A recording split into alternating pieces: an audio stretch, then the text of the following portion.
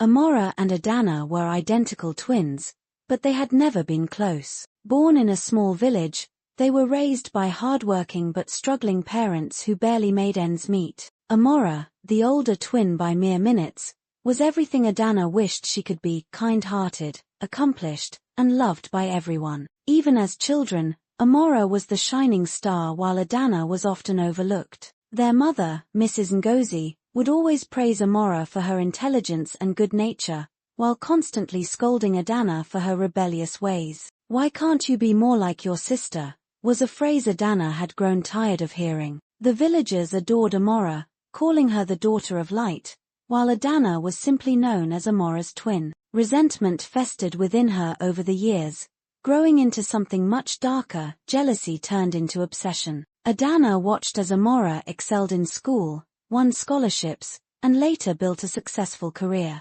Meanwhile, she struggled to find her place, constantly feeling like she was living in her sister's shadow. One faithful day Adanna decided to run away from home. She left a note behind for her parents and sister. Their father was so disappointed and disowned her. He also told them never to mention her name ever again in the house. 2 years later, Amara met Kola, a handsome tall-looking man billionaire, and they started dating. A year later they got married. Now what they didn't know was that Adanna has been close by watching Amara and plotting her evil plans. Adanna studied Amara meticulously, memorizing every detail about her: the way she walked, the way she ate, even the way she smiled and laughed. She spent years perfecting her mimicry, determined to take over her sister's life. Amara, always trusting and oblivious, never suspected a thing. One evening, Amara called her husband, excited about a promotion at work. She had just been made the regional manager of a top financial firm, an achievement that solidified her success. Amara, despite her husband's money, still decided to work, and her husband supported her.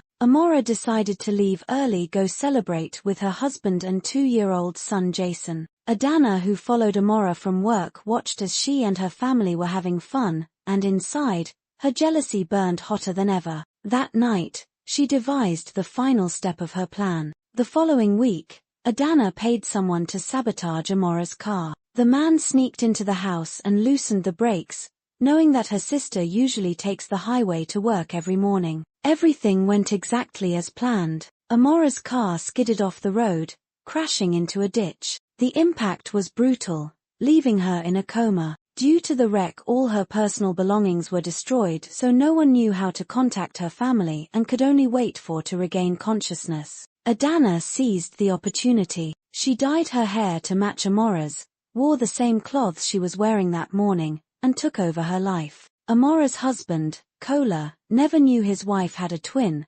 Amara had lost contact with Adanna years ago and never mentioned her. So when Adanna moved in, assuming her sister's place, Kola didn't suspect a thing. She convinced everyone, Kola, Amara's colleagues, even her own nephew, Jason, that she was Amara. The transition was flawless. She studied her sister's handwriting, practiced her tone of voice, and even memorized personal anecdotes. No one questioned her. Over time, she settled into the life she had stolen, enjoying the love